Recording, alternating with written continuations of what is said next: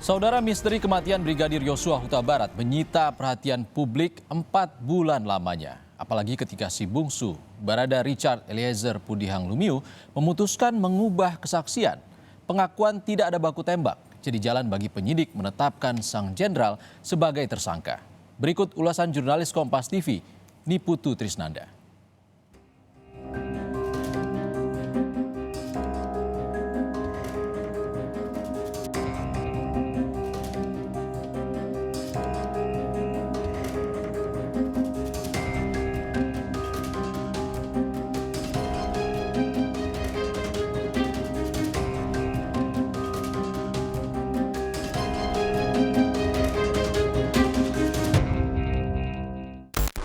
Sekali lagi, saya menyampaikan turut berbelasungkawa yang sedalam-dalamnya untuk kejadian yang telah menimpa almarhum Bang Yos. Saya berdoa semoga almarhum Bang Yos diterima di sisi Tuhan Yesus Kristus.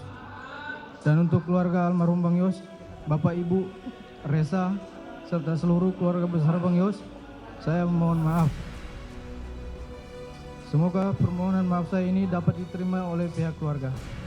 Tuhan Yesus selalu memberikan kekuatan serta penghiburan buat keluarga almarhum Bang Yos.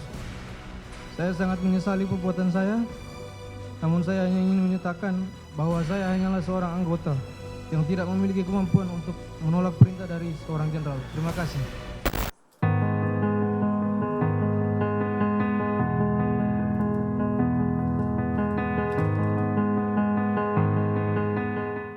Suara Eliezer begitu parau saya dengar saat itu. Masih saya ingat betul bagaimana Eliezer hanya tertunduk selama mendengarkan dakwaan dari jaksa penuntut umum. Melalui surat yang ia tulis saat berada di rutan Bareskrim Polri, Eliezer coba memohon pengampunan. Peristiwa pada 8 Juli 2022 jadi titik balik yang mengguncang karir serta kehidupan Eliezer. Terlibat dalam peristiwa kematian Brigadir Yosua Huta Barat membuat Icat harus rela duduk di kursi pesakitan. Dan pemeriksaan saksi juga sudah kita anggap cukup untuk menetapkan Barada E sebagai tersangka dengan sangkaan pasal 338 KUHP, contoh pasal 55 dan 56 KUHP. Berangkat dari Sulawesi, Eliezer jadi polisi. Selama jadi bagian Korps Brimob, Eliezer penuhi tugas di sejumlah wilayah. Eliezer sempat mengemban tugas mengamankan daerah di Papua. Ia juga sempat penuhi tugas untuk jadi anggota Satgas Tinombala di Poso pada 2021. Pada tahun 2022, Eliezer mengemban tugas baru, yakni jadi ajudan Ferdi Sambo. Dengan pangkat Bayangkara II, Eliezer jadi si bungsu di rumah Duren 3. Di rumah bertingkat 2 itu, Icat mengenal Yosua Huta Barat. Masih saya ingat kuasa hukum Yosua bahkan menyebut keduanya begitu dekat, seperti adik dan kakak. Happy-nya si ibu bagaimana, Ibu Putri? Dia masih berwhatsapp ria dengan adik daripada almarhum dengan cara memotret almarhum lagi menyetrika baju. Almarhum menyetrika baju anak-anak daripada Ferdi Sambo maupun Ibu Putri. Bukan hanya sebagai ajudan tapi sampai menyetrika baju anak-anaknya. Nah, artinya di situ Ibu Putri tidak ada masalah toh, tidak tergoncang toh. Nah, kemudian adiknya juga menyampaikan selamat ulang tahun perkawinan yang ke-22. Bahkan diajak, kamu ke sini, kamu ada off enggak? Ada libur enggak? Namun belum genap 1 tahun, Eliezer justru diminta jadi algojo Yosua. Ferdi Sambo berjanji akan selamatkan Eliezer dari kasus serta memberi hadiah berupa uang hingga 1 miliar rupiah. Jadi paling bungsu, Eliezer klaim tak bisa menolak dan hanya bisa menjawab siap jenderal.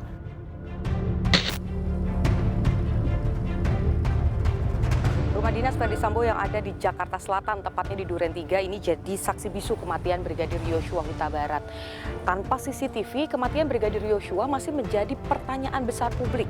Siapa dalangnya, bagaimana kronologinya, bahkan sampai dengan saat ini masih diuji di persidangan. Dan Saya ingat betul kemarin jaksa penuntut umum ini sempat menyampaikan atau membacakan dakwaan bahwa Richard Eliezer ini tiba lebih dulu di rumah dinas Duren 3. Dan saat tiba di Duren 3, Eliezer sempat berdoa di lantai 2 di rumah dinas Verdi Sambo.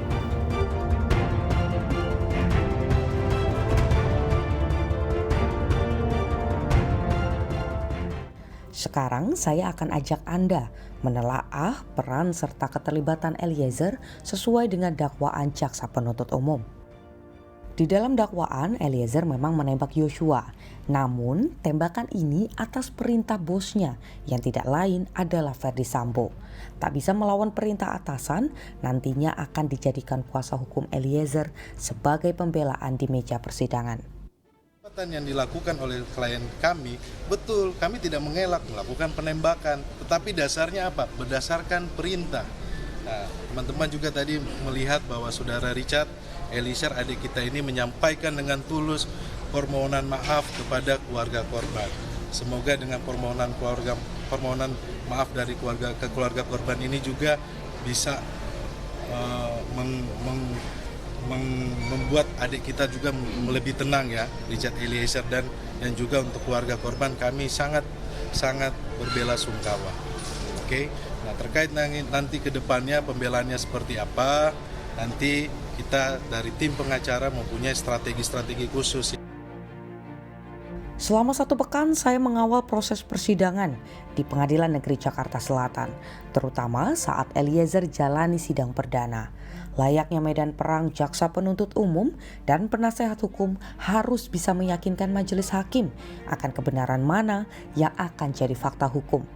Tak hanya menyoal ruang sidang, saya juga jadi saksi mengapa sidang perdana Eliezer jadi lebih menarik. Berbeda dengan sidang terdakwa lain, Eliezer menuai banyak dukungan.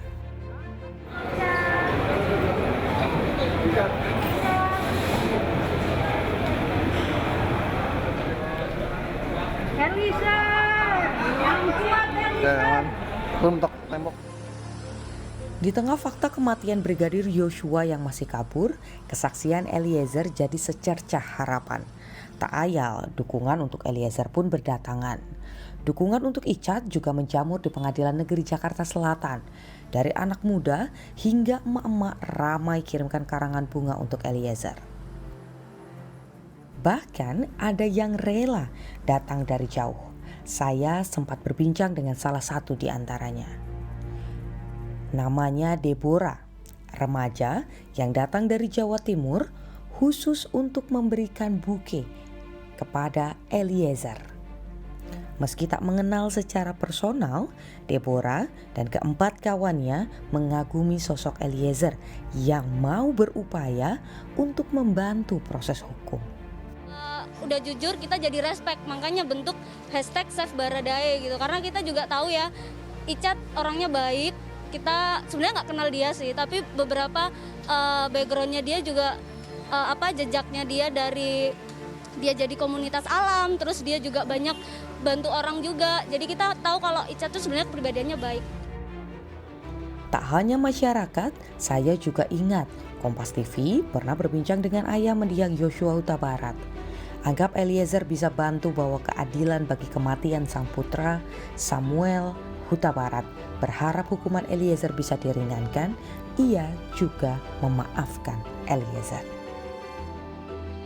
Baradae telah mengakui semua perbuatannya dan Baradae minta maaf kepada kami orang tua, mama dan ibunya, mama dan ayahnya si almarhum Yosua beserta keluarga besar atas meninggalnya almarhum Yosua.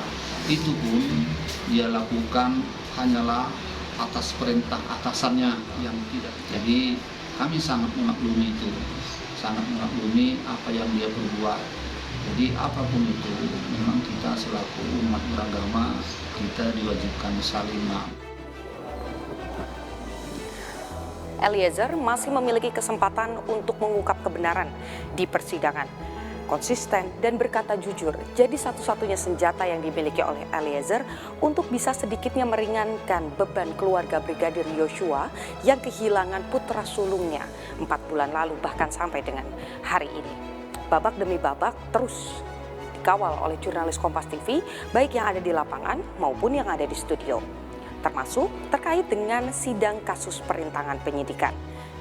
Selengkapnya bersama rekan saya Dipo Nurbahagia.